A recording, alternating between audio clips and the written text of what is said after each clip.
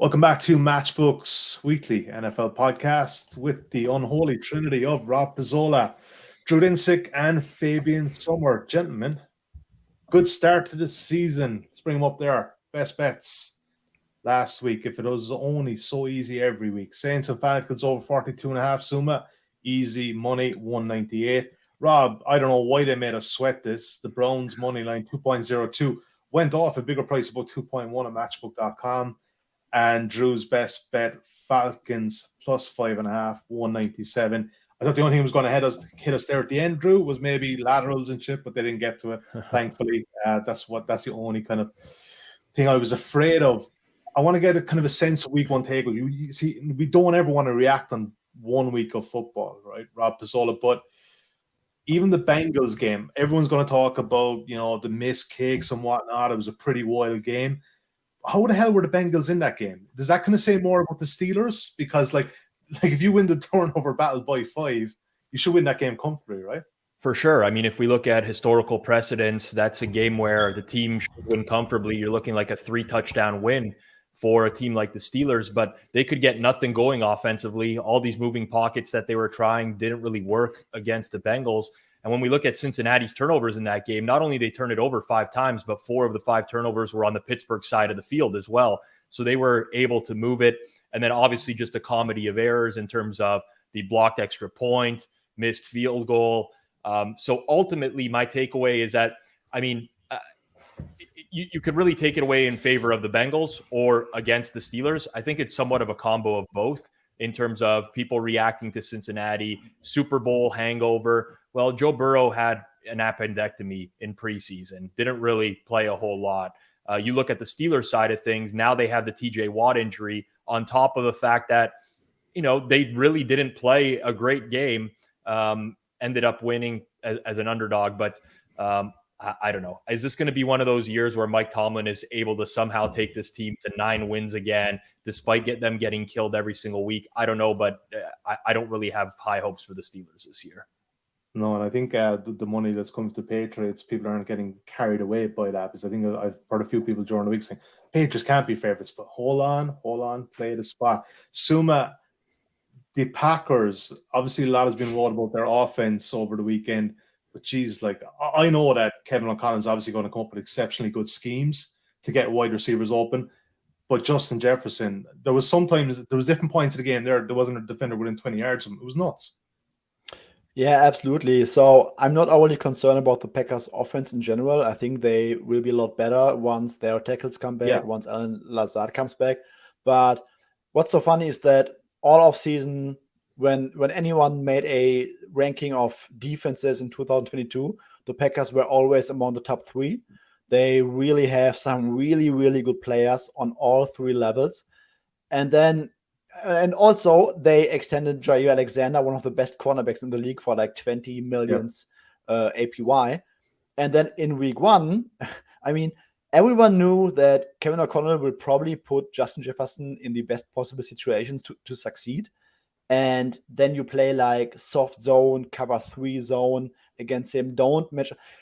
Justin Jefferson had 9 targets in that game, and none of them came against Jair Alexander, I think. 9 catches, and none of them came against Jair Alexander.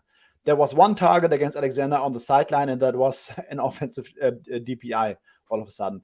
But I don't really get how you don't put your best player at least sometimes on the opposing best player. And even if Justin Jefferson, he will probably still win a fair share of matchups against Jair Alexander. But just the threat of the opposing best cornerback covering your best wide receiver might ultimately alter what Kirk Cousins thinks pre-snap. So I don't really get why you would come up with such a really weird game plan. The Joe Barry experience right there. Yeah. Guys, you got to give Aaron Rodgers credit. He's a leader in the locker room. He convinced everyone to try ayahuasca. He just shouldn't have done it before that game. That's for sure. Hey, Drew, we were talking pre-recording also about, it's been said in the past that Bill Belichick Patriot teams, they would view the first 2 weeks as their preseason, but I don't think it was just the Patriots last weekend. There was 1 or 2 teams beyond that, maybe 3 or 4. felt it was just preseason-ish. I know we have an extra week again this season, and we have the extra playoff team, of course, but I don't know. Can you just waste games? I don't think so, not in this league. Well, 17-game season certainly felt. Yeah, no, I would say that the vibe I got overall, sloppy football, a lot of rust. You know, Rob already mentioned the Bengals. You know, that talk about an uninspiring, rusty looking offense. That was it. Rams on Thursday Night Football. You know, I mean, you can kind of go down the list and highlight a lot of teams that really met or exceeded expectations last year. And I thought they all kind of maybe took the preseason a little lightly and kind of extended their preseason into week 1 this year. And actually, like, typically week 2 of an NFL betting season, you get opportunities to fade the overreactions. And, you know, the market is moving in ways that you're like, you're going to take that information from that game and you're going to move this number 3 points. Happy to take the other side. Not seeing a lot of that this week. So far, the market's been relatively cool. I don't think the NFL has been solved per se after 2 weeks, but it is kind of surprising that there has been relatively limited positions, at least from what I've seen in terms of sort of market making moves here. So I think everybody may be on the same page there that there wasn't a lot you can really take away from last week's games in terms of drawing conclusions. But I think that there are a handful of things that you definitely need to be paying attention to. All right, that was week 1. We're on to week 2. Just a bit of a refresher if you're new to the podcast this season. We're going to cover 4 marquee matchups that maybe people are kind of going to have a betting interest in. We're going to get the guys' other selections from off that slate, and we're going to do best bets towards the end of the show. That's where we will keep the ROI. It was a positive one last season. I think it was about 7.5%, 8%. It was a really good start to the season, but I think later on the season just got a bit tricky, but we still made a positive return, and obviously we're off to a good start. Monday Night Football. I'll start with you, Rob, but let's take a look at the betting in the Vikings-Eagles. That's 2 games on Monday night, actually. This is the later one. You can back the Vikings here, 2.12 on the money line. The Eagles, 181. Vikings getting 1.5. The money has come from Minnesota today, a match because it has elsewhere. They're 1.99. 51 is the total shaded towards the under. Rob, can you see why that money is coming for the Vikings? Are you quite happy it's coming because you're going to get a better value on the Eagles? So yes, I can see why, and yes, I am quite happy. Obviously, Vikings +3, I think, was the opener at most spots here. Vikings immediately caught some money. I personally think the Eagles are a short favorite. I think I'm much closer to the opener than I am right now. And I think when we look at the final scores of last week, that does dictate or at least, you know, leave something in people's minds. So if we start with the Eagles, obviously they end up winning the game by 3. They were comfortably in control of the majority of that game. Aside from going down 7-0 early, it was basically a wire-to-wire winner. When we actually strip out garbage time, so what I classify as garbage time is where one of the teams had less than a 10% chance of winning the game. We get the Detroit Lions at a success rate of 38%, 24th in the NFL last week. So a lot of what Detroit was able to produce was when they were really far behind, the Eagles kind of playing more of prevent, allowing the Lions to move the ball. And I think a lot of people ultimately think, oh, this Eagles defense isn't that good. No, when the Eagles were forced to play in a close game, they were actually very good defensively last week. And then they kind of gave up some points at the end. Conversely, you get a Vikings team that I don't want to take any credit away from them, but if we look at the injuries that the Packers had last week, I think that played a huge outcome in the game. They're missing both of their starting tackles, the left tackle and the right tackle. Now the Vikings are playing one of the best offensive lines in the league, where that is not an issue.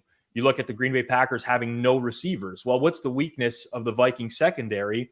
What's the weakness of the Vikings defense is their secondary, right? Patrick Peterson's one of their starters. Andrew Booth got injured last week as well. So now we have a much more formidable wide receiving core going up against the weakness of the Minnesota Vikings. I'm not down on the Vikings by any stretch of the imagination. I think they're a very good football team. I think they can compete this year. I don't think they match up well against the Philadelphia Eagles. I think this number is short. Again, I agree with, it should have been closer to the opener of 3. I am also going to point this out. I personally find zero value in this, but a lot of people may find value in this. We do get the Kirk Cousins primetime game, which has historically been a spot where for some reason or another, this guy underperforms massively relative to his baseline. So I don't put any stock into that. But if someone out there is watching and they think that that's something, then it is. Ultimately, I like the Eagles here. Is it something, Suma? Like, because those 1 o'clock games on Sunday, especially at home, plays lights out, and then nighttime lights, TV cameras, just underperforms. I don't remember the record from last year, but I think going into 2020 or 2021, it was like a very brutal record, like something like, I don't know, 5-23 against the spread or something. It was really ugly. I don't know how he performed last year. I only remember the game against the Bears that the Vikings luckily covered on the road, I guess, against a COVID hurt Bears team. In general, I completely agree with Rob. I think I like the Vikings a lot. I think they are absolutely in playoff contention this year. But I also think that this is going to be a very tough game for them from a matchup perspective. Exactly what Rob said. The Vikings played very well along their defensive line against a backup offensive line. This will not going to happen this week, sorry. And then the Vikings almost exclusively played zone coverage last year. Last week, not last year. They played exclusively zone coverage, and just the Packers receivers, they couldn't really get open, like Rob has said. And this week, we are going to get A.J. Brown, Devontae Smith, Dallas Goedert against that zone coverage. This is really going to be a completely different matchup. I expect the Eagles to move the ball very efficiently against the Vikings. I have some concerns with Gannon's defense, which again did not really look great against the Lions last week. I also think that I was surprised that they put their first round pick John Davis on the field for only 22 snaps and mostly on classic run stuffing downs. I would expect that to be a little bit different this week because the Vikings with their wide zone approach on offense, that would really fit well if you have such a nose tackle over center guard Bradbury, which would really disrupt their run game. So I would expect John Davis to play some more snaps this week.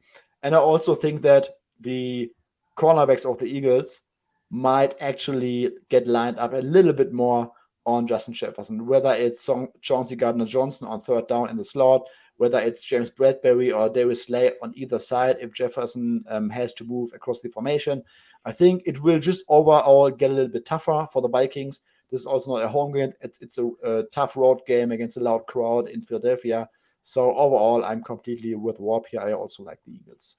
All right, strong vote of confidence on the right of the screen for the Eagles. Drew, I don't think you've played a side on this one, but talk to me about the total because it is a kind of there's a bit of a yin and a yang. Somebody's come for the over, some come for the under. We can see money come from the under. It's 51 currently, and money is coming from the under. Where does this land up? In a primetime game, we're obviously going to probably see money for the over. Yeah, in a week where there hasn't been much action, it's been fun watching this total bounce back and forth. Open 49, bet up pretty aggressively to 52.5, and then back down to 50, back up to 51, back down to 50.5. So awesome push pull on the total all week long, which is cool because I love it when we see some two-way action in the market like that. I think ultimately the total comes down to the side. I think these are kind of heavily correlated, actually. I think if you like the Eagles in this game, their path to victory is almost certainly gaining a lead and playing ball control, running down the Vikings' throats and, shortening the game to a degree, which plays to an under. Whereas if it goes the other way and Minnesota gets out to a lead, Philly's absolutely in it. They can, they have the horses to come back in a game like this, but then you are going to be pressing this total in the low 50s there. So fun kind of way to just sort of think about the game a little bit beyond just the side. I had eyes for Minnesota in this game, conditional on them not looking great against Green Bay. I thought there was a chance Green Bay was going to out physical them in that game and that you were going to see an opportunity where this opened up on the other side of 3. My fair is 3. So I agree with the guys that at this price point, it's Philly or pass. So it's, but not quite enough of an edge for me to get involved in the side here. Definitely going to look for in-game betting opportunities depending on game state. Because as I said, I think this goes over or under if this is close or if it's a Philly lead at halftime. But really cool that two of the kind of the teams that the market upgraded the most based on week 1 performances facing each other in week 2. Yeah. Definitely, the Eagles probably have the better roster overall, but we shall see. Rob, in terms of, I think I know the answer here already, but just for people who are new, you like the Eagles -2. It's -1.5 at 191, which is -110, but you can get -2 at 1.97, which is -103. So is it more of a, just again? I think you're generally going to take the price if it's a kind of a dead number like that. Yeah, listen, I mean, I don't have the conversions offhand here, but normally they're just derivatives of one another. So it doesn't really matter which one you play. One's more likely to win. The other one is more favorable in terms of what you're putting down in terms of VIG. I think either one of them is fine, Sully. We can go with no matter what. But I'd be comfortable playing the Eagles up to -2.5. All right, yeah, -2.5 you can get at 2.05 at matchbook.com. All right, Eagles -2 is the official, unofficial play, because again, we don't keep records for that. But you know what? If you're listening in, that is where the guys are leaning. The next game I want to talk about, this is kind of a game that we kind of threw in last minute, but it's an interesting one nonetheless. The Falcons at the Rams. Falcons, you can back on the money line 5.0. That's 4-1 in all money. 1.22, you can back the Rams. Falcons getting 10, and it's 195. It's 195 either side. So it's a pretty tight margin for Thursday. It'll get tighter, believe me, at matchbook.com before kickoff. 47 is the total. Drew Dinsick, I'll start with you on this one. You played over 47. You can still get 47 at a good price. Why? You think the Rams can move the ball here? Oh, yes, very much so. This is a perfect recipe for the Rams to move the ball. I think the total is contingent. Sorry, I meant Falcons there, by the way. Sorry. yeah. No doubt. Move the ball. An overbet is contingent on the thesis that the market is still a little light on the potential of this Falcons offense.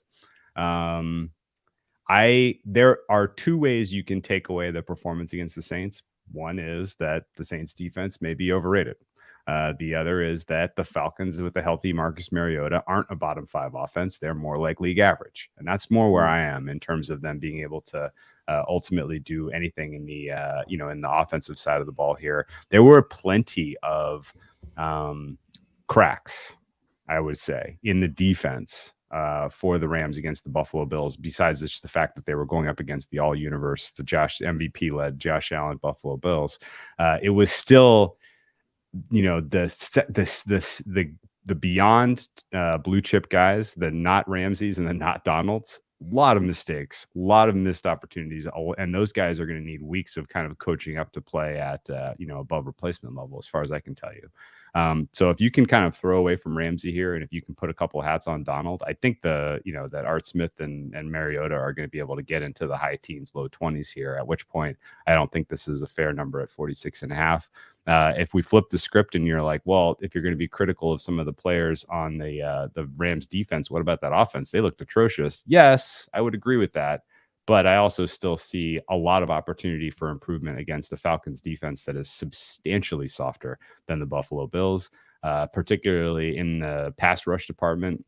Most of the kind of unraveling of things for the Rams against the Bills was on the basis of the pass rush getting home. And there are some questions about health at the offensive line for the Rams.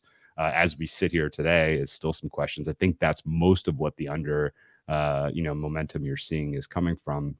Can I just, at the same time, Rams are getting bets. Yeah, sure. I want to play a slight devil's advocate. Could there be a kind of a concern here that the Rams get up? And I think defensively, the Falcons, probably their only area of weakness are the cornerbacks. And you could see a lot more clock and running the ball from the Rams. Is that a concern? Yeah, but at the same time, a lot of examples last year for Rams against bottom-feeding teams, the Giants, the Texans, where garbage time was two ways. It was two-way scoring. It was not short in this game. And I think the pass rush for the Falcons is weak. AJ Terrell is a beast, but other than that, there are plenty of ways to attack this Falcons defense. And realistically, I'm expecting the Falcons to kind of do what they did last week and be pretty blitz heavy. And if there's anything about Stafford and the Rams, they feast against exactly that type of approach. So, expecting a healthy 4 quarters of offense from the Rams here, and then any kind of answering from the Falcons gets us home. Not inclined to take a side one way or the other here, but if I had to guess, I think this probably closes 10. So somebody gave you the opportunity to take 10.5 if you still believe in these Falcons. Suma, at the start of Drew's pitch there for the over, you wouldn't have to be a body language expert to see which way you were siding. You were nodding your head in agreement in it, so you don't mind this play at all at 47, and it's a good price at 1.97.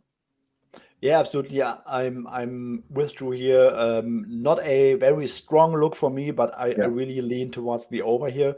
For all the reasons that Drew has mentioned, I think I would not take anything away from the Saints' defensive performance last week because it's completely fine if you struggle against a running game that involves the quarterback. I mean, the Saints were one of the best defenses last year, and they could not stop the Eagles for like 4 quarters. So, and the Falcons, I mean, Arthur Smith brought everything: 48% play action rate.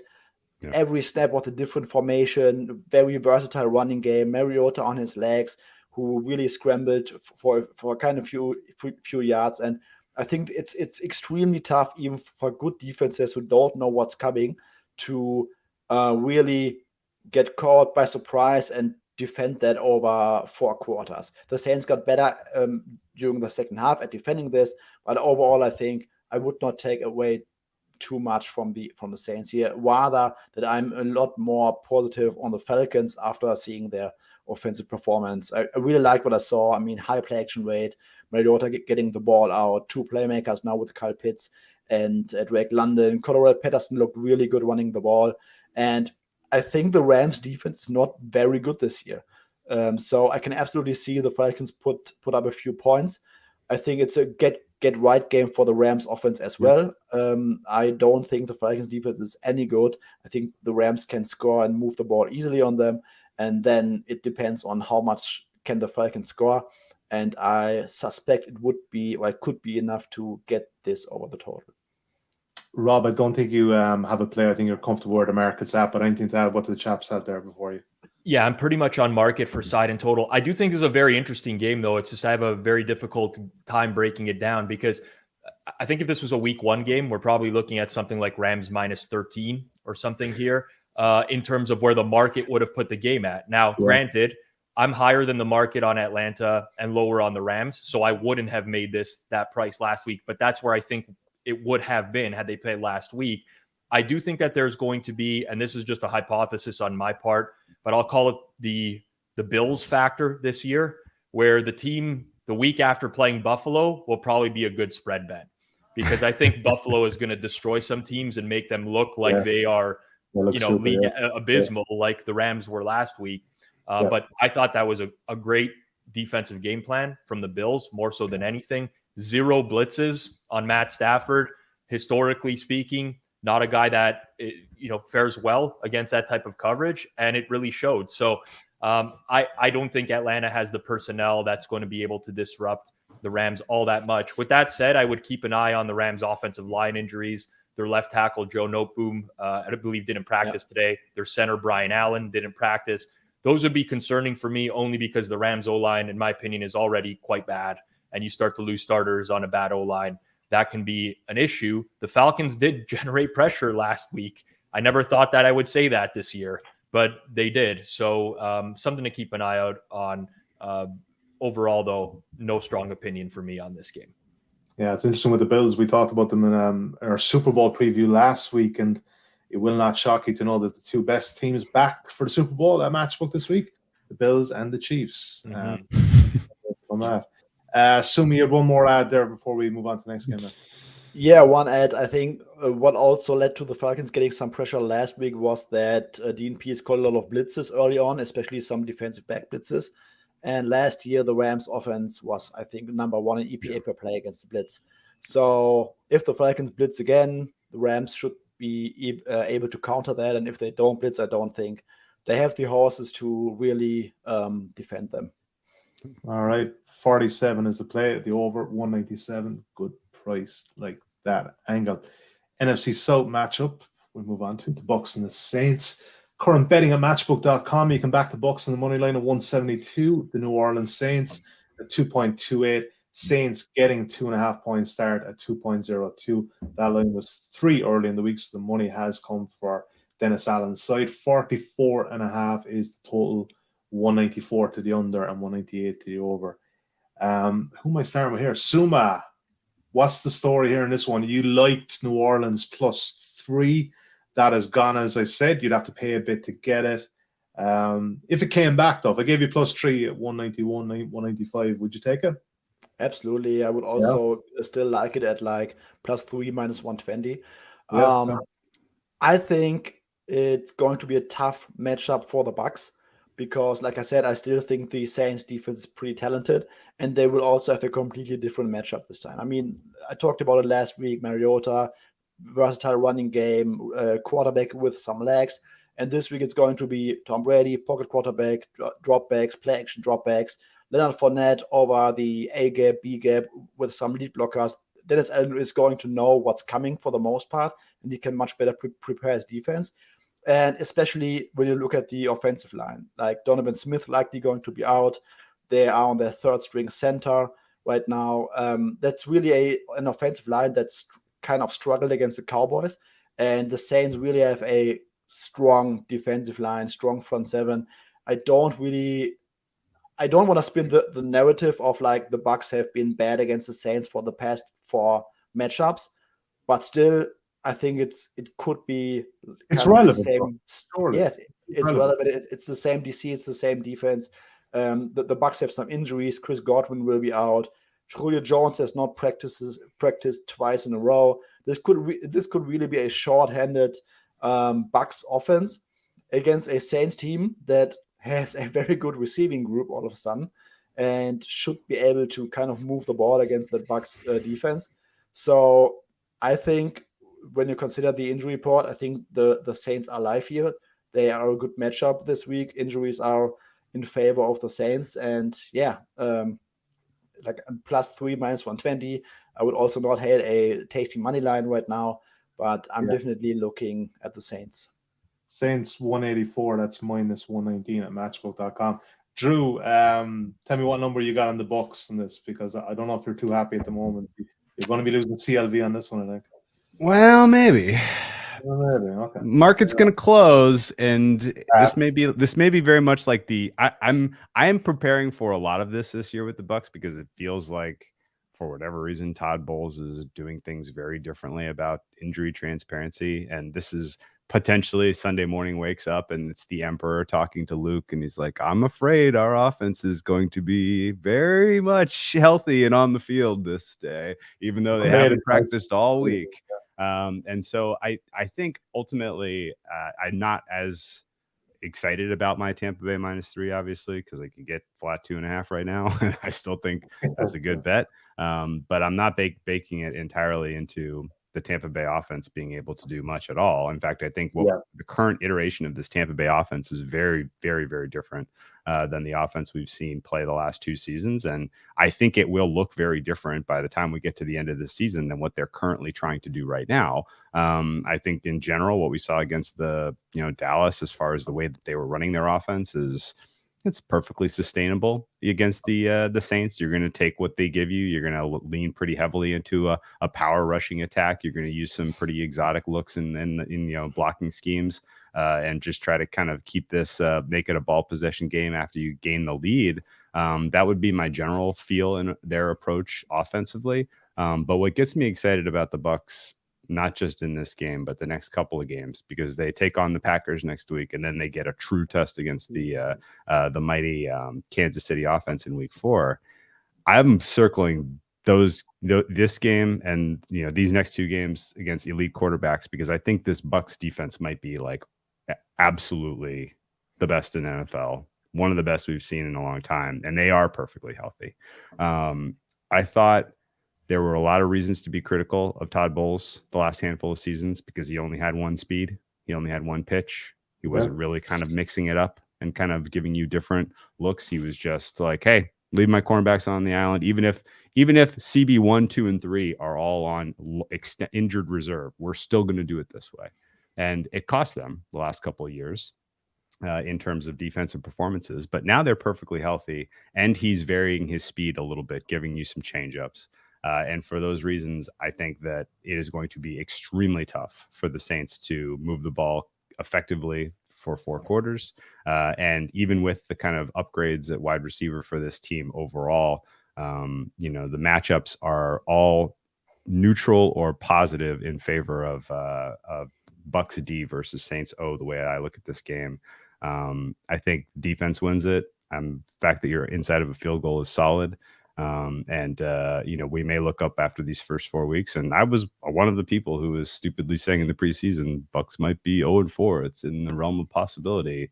And now looking at how healthy and how good this defense is, I think you need to be more sincerely considering how scary this team will be once all of the offensive pieces are fully healthy and operational, and they're doing a little bit more aggressive passing the ball down the field. But for now, at least, I see advantage Bucs. I see it mostly with the defense.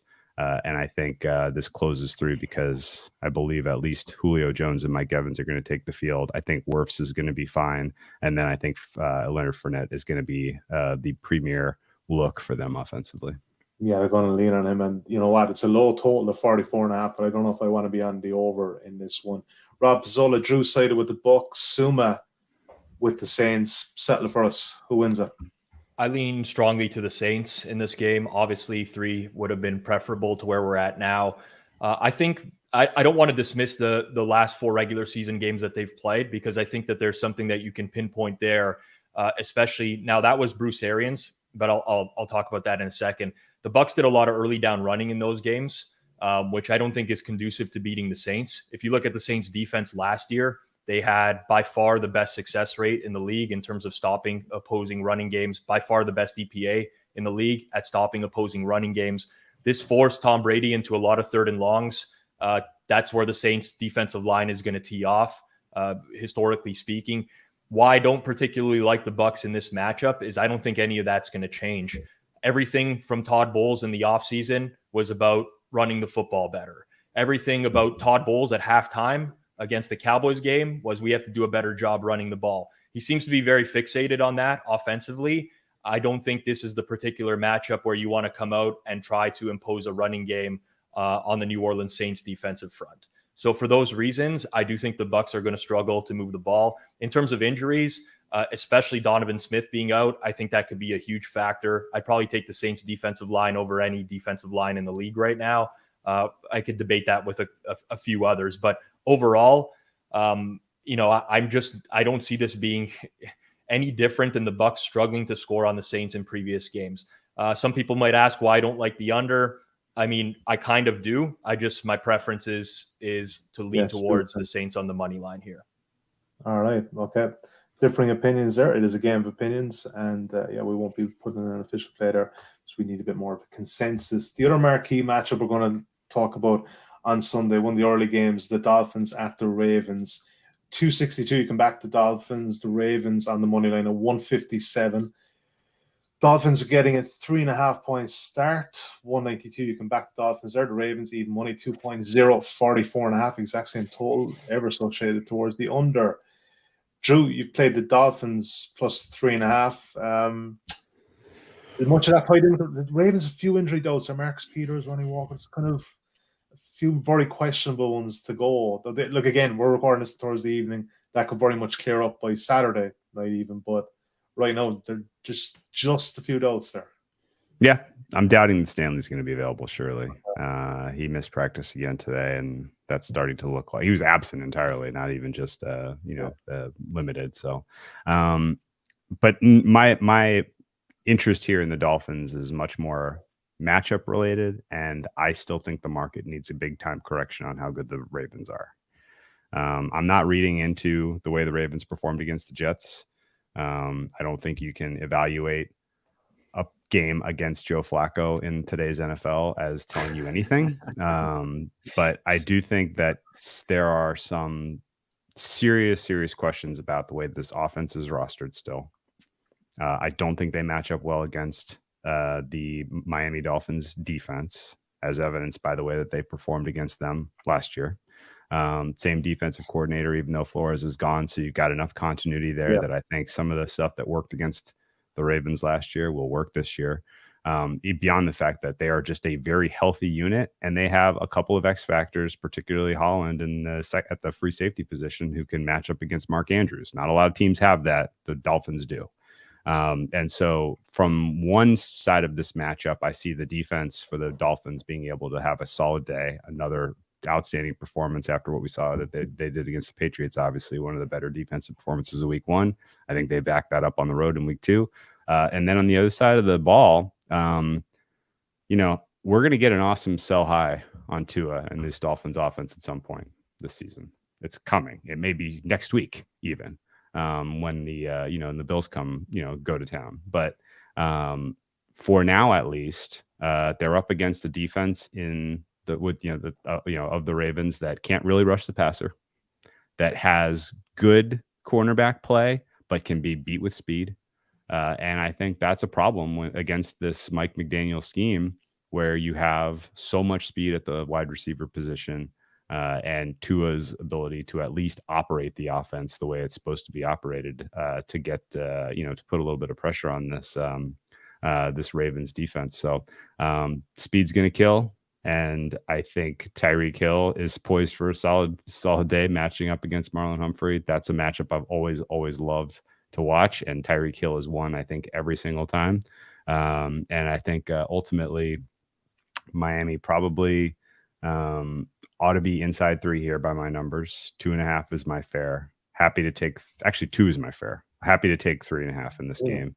I think they're a fair play on the money line too, because if the matchup advantages really do manifest, this could be Dolphins playing with the lead. Pin their, all those young pass rushers, pin your ears back, go up against these backup tackles. Lamar Jackson seems to be less inclined to run the football for whatever reason, maybe because he doesn't have any guaranteed money right now. He is basically playing with his future. And I think ultimately the Ravens as a team, probably by the time we get to midseason and we have more data on these guys, I don't think I'm going to have a ton of separation between the Dolphins and the Ravens in terms of overall power rating. But the matchups, to me, all check Miami. Yeah, you know what? Don't sleep on this Dolphins defense. I know one swallow doesn't make a summer. That Patriots offense last week was pretty brutal, but I kind of thought that maybe this year they'd regress with no Brian Flores, but I think Josh Bauer, their defense coordinator, could do a job there. Rob, 3.5 is the number currently. Would you be plus or minus? Or are you withdrawing this one? I haven't bet the game, but I would definitely lean towards the Dolphins side.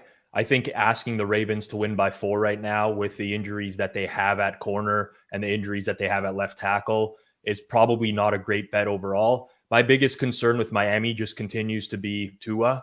I think if you give him a clean pocket, he's fine. I think if you get his feet moving, he's going to make some very inaccurate throws. I rewatched New England, Miami. I thought he made a handful of really bad throws, very poor. You never know where those are going to end up in the defensive back's hands, maybe just killing a drive, so on and so forth. So that remains to be my concern with Miami going forwards. I do think that just from the X's and O's, exactly how Drew pointed out here, you have a big advantage with Miami's wide receivers against this Baltimore secondary right now. All that injury regression that we expected for the Ravens this year, throw it right out the window because they're back in the same spot as they were a season ago. With that said, I still have my reservations with the Dolphins offense this year, just because of the quarterback position. Definitely could not lay it with the Ravens. I'll make that explicitly clear. Also not rushing to back the Dolphins, though I do think they are the right side in this game. Suma, I don't think you've had a bet in this, but anything to add on what the other two guys had? Yeah, no bet for me. Pretty neutral. I can rather get behind the Dolphins than behind the Ravens. Brandon Stevens has not practiced this week. He was supposed to fill in at cornerback for Kyle Fuller. Marcus Peters, we don't know whether he's going to play. Kyle Fuller is on injured reserve. So there's the potential that 3 of the 4 starting cornerbacks for the Ravens are going to be out. And I really don't have a clue about how the Ravens can match up with Tyreek and Waddle in that case. What's concerning to me was the offensive line for the Dolphins last week that had 8 to 10 blown blocks on run plays. They let some free rushers directly through the A-gap to Tua. So that was a little bit concerning to me, especially against a Ravens defense that is supposed to show lots of different looks pre-snap. But in general, with the injuries for the Ravens, I could only get behind the Dolphins if someone forced me to make a bet. Rob, come back in there in the Miami offense. The Miami offense is really weird because if you break down the game last week, they had a 48% success rate on all plays, pretty strong relative to the rest of the market. They only scored 13 points offensively against a New England defense that we thought coming into the year would be below average defense. 7 points in that game came off the Mac Jones strip sack for a touchdown. So for whatever reason, it's not translating to success in terms of points. That's something that I would look out for this year. I mean, if you were to just look at a lens of week one game, Miami's offense looked good on paper, except for the output in terms of total points. I think that's something that might be replicated all year long. That's just my guess, but I don't mean that's sort of how I've dissuaded myself from betting on the Dolphins this week. All right. So quick closing thought here. Let's put a pin in this. Let's cross our fingers that the Bills get an ugly win against the Titans because they have bigger fish to fry next week. Yeah. Yeah. All right. What's that look ahead? Do you know what it is, Drew? Like 4.5. Okay. All right. It's an interesting one. All right. This isn't going to be anyone's biggest bet, but if we were to get a play in our other bet section, I would suggest Miami plus 3.5 at 1.92 is the play. Very quick recap of those selections from the 4 marquee games we covered.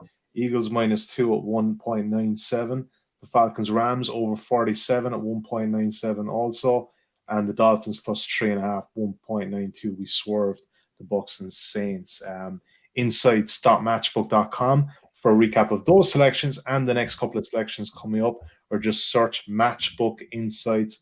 That'll be up from Friday morning UK time. Rob Pizolla, or any other bets section. I think Suma's going to come with you on this one. The Commanders money line 2.06 at the Lions. I wonder about the Lions, Rob, and this might seem really basic kind of level of thinking, but are they going to start becoming a public team the first 2 or 3 weeks because of hard knocks? Because I've seen this before, that people watch a team, they go, this team's great, thank God. But you got to remember, there's 31 other franchises having very similar camps with the rah-rah speeches with some coaches and what else. There's no point falling in love with this guy. They still have Jared Goff at QB. That's the big one.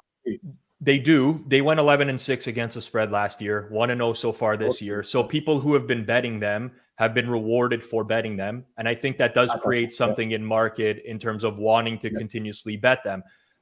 I'm very, very concerned about their offensive line heading into this week. They have injuries up and down the board. They did get their left tackle back in practice today. But ultimately, when we thought about the Lions going into the year, anyone who was to dissect them on paper would have said, very good offensive line, bad quarterback, bad defense. Now, if you take the strength of their team away from them, I just don't see what they are providing in terms of upside going into this week. This is not necessarily a play on Washington. I'm not a huge fan of Washington. They could have lost to Jacksonville last week. Carson Wentz did his thing, couple turnovers, threw for 4 touchdowns. It was a crazy game overall.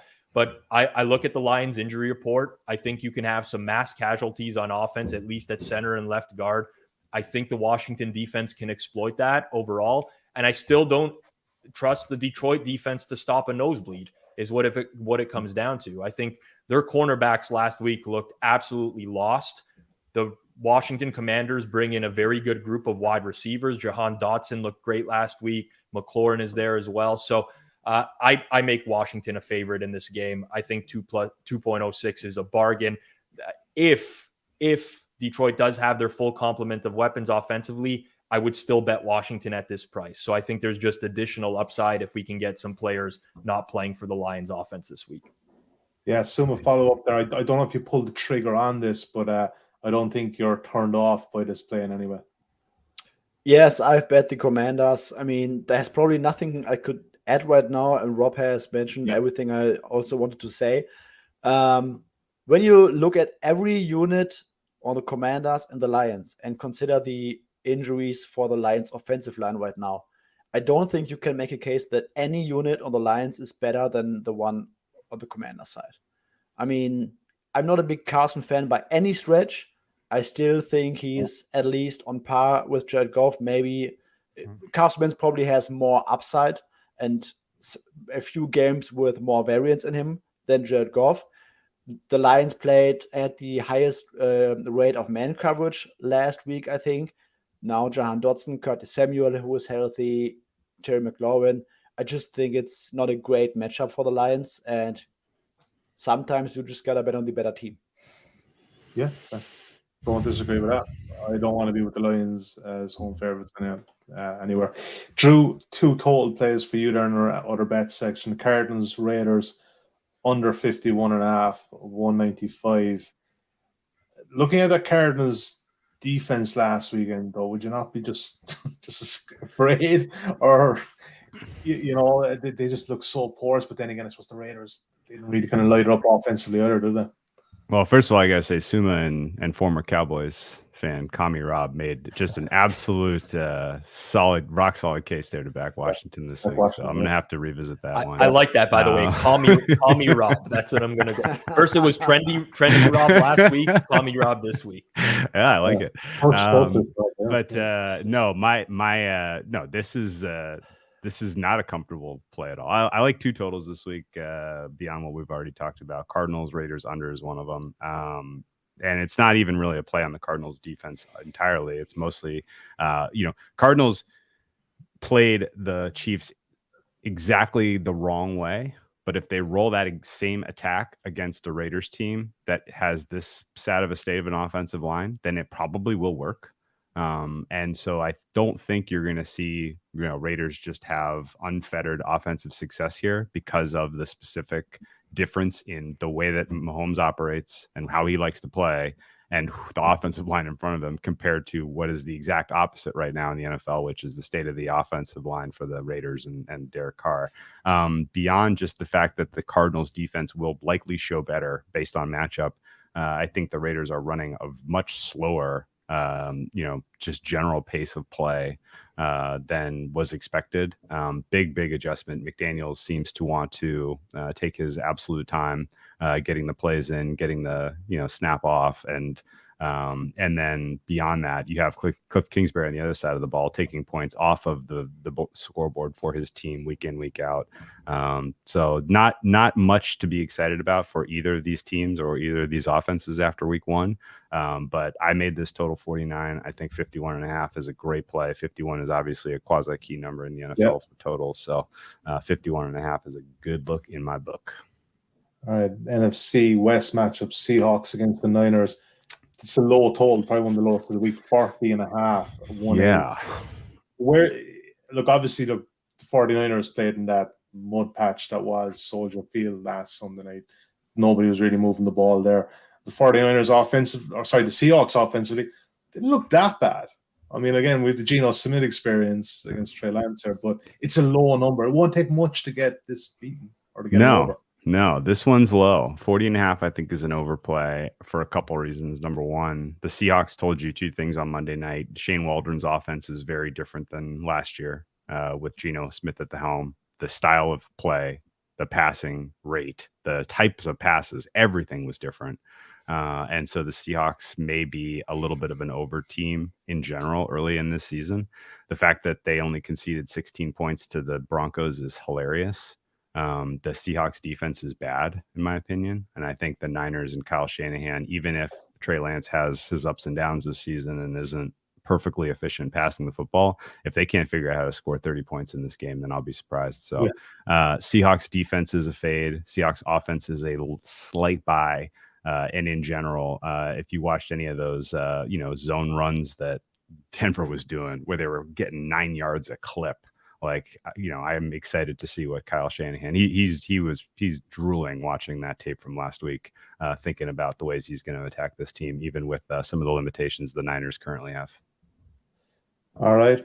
Good shout there. Suma, question. This is going to lead into your best bet from Patrick, regular contributor in the chat. Question for the panel. Why are the Giants favored over the Panthers and why is this wrong? Suma, tell us why it's wrong. So we are 1 week removed from all the season prediction podcasts and season prediction shows and what's going to happen in 2022. And there are a few folks who had the Giants as a, let's say, sleeper team for the first overall pick. and the Panthers were stated as a sneaky playoff team that could sneak into the wildcard round. And now 1 week later, the Giants are laying 2 points against them. So for whatever reason, I mean, it's a completely different matchup for the Panthers, who looked very bad last week against the Browns. The Browns have a phenomenal defense. Yeah, Miles Garrett was all over that rookie left tackle. Baker is allergic to pressure. We also, I think, said that in our best bet section last week. And this week, they're getting a Giants team that has no edge rushers. We don't even know whether Azeez Ojulari and Kayvon Thibodeau are going to play this week. Thibodeau was sitting on a bike on the sideline today at practice, so that they might have no edge pressure. Wink Martindale has a scheme that relies heavily on blitzing. Baker Mayfield has been pretty solid against blitz before his injury that he got in 2021. And I think the Panthers are going to move the ball much, much better through the air. They should have not a lot of struggles moving the ball down the field. And on the other side, I think that's also an overreaction because the Giants somehow got the comeback win against a bad-looking Titans team. And yeah, I have the Panthers as very short favorites in this one. I don't think they should be +2 dogs, and I will happily take the money line. Yeah, the Titans were absolute dog shit last week. So yeah, I'm with you there. Do not disagree with that. Rob Pizolla, we covered it already, mate, but Eagles -2, 197. For those that join us late, give me in 2 minutes, what was the case? Yeah, I'd love to make a pick on a game we didn't cover, but this is my best bet for the week right now at where the current market prices are. And really, I just think that the Vikings are being propped up by having a very good matchup advantage against the Packers last week, which is not going to exist for them this week. The Packers were without their left tackle and their right tackle, whereas the Eagles have arguably the best offensive line in the entire league. The Packers, Alan Lazard injured, have one of the worst wide receiver cores in the entire league. And the Eagles bring in a very strong wide receiver core, which matches up well against the Vikings' weakness on defense, which is their secondary, with Patrick Peterson not being a great starter anymore, Andrew Booth having a quad injury as well. So I like the Eagles' chance for success in this game. On the other side of the ball, the Eagles' defense, as much as they gave up 35 points last week, and people will be fixated on that, most of that was in garbage time. They led comfortably for the majority of the game. If we just look at situations where the Lions were above 10% to win in that game, their success rate was extremely low, 24th of 32 in the league last week. So I just think that it's a solid matchup for Philadelphia. It's nothing against Minnesota. I still have high hopes for them over the course of the year, but I do think Philadelphia can exploit a lot of what Minnesota brings to the table. All right. Drew, we didn't cover this one. Patriots at the Steelers. You're liking them laying the 2 at 1.9. Yeah, good round of best bets. I gotta say, like the cases that the guys laid out there. This case is pretty simple. The Steelers defense played 44 minutes on Sunday, week 1, when these guys are in marginal game shape to begin with. 100 plays they were on the field for against the Bengals. If that is not and they lost their best player in game breaker TJ Watt. If that is not enough of a handicap for the Patriots to find some offensive success, then blow it up. If Bill Belichick, as an 0-1 head coach, cannot come up with a defensive game plan to stymie the Matt Canada offense led by Mitch Trubisky, then blow it up. This is kind of a final stand I'll take on anything positive about the Patriots this season. The situation is not ideal. Like, this is their second week in a row on the road early in the season. Not the best possible spot, but considering the attrition for the Steelers, particularly on the defensive side of the ball, both in actual personnel lost on top of just the fatigue, this could not be a more opportune opportunity for the Patriots to be the Wong teaser buster of the week. Yeah, and there's a reason this total is 40.5 as well. Offensively, I think both teams are going to struggle. Might not be the easiest one to watch. But thanks to Rob, Suma, Drew. Great show as ever, guys. We'll be back again, the usual time, next Thursday. Don't forget, if you're on YouTube, see a lot of guys in the chat, very much appreciate it. Please give us a thumbs up, click the subscribe button, or if you're listening to us the old-fashioned way on the podcast apps, please leave us a preferential review. You're enjoying this content. It's free. Please, just line or two, 5 stars on iTunes. It just gets the content out there, you know. All right, guys, best of luck this weekend. We'll be back, as I said, for week 3 bets next Thursday. But until then, the best of luck with your bets this week, and we'll talk to you next week. Bye for now.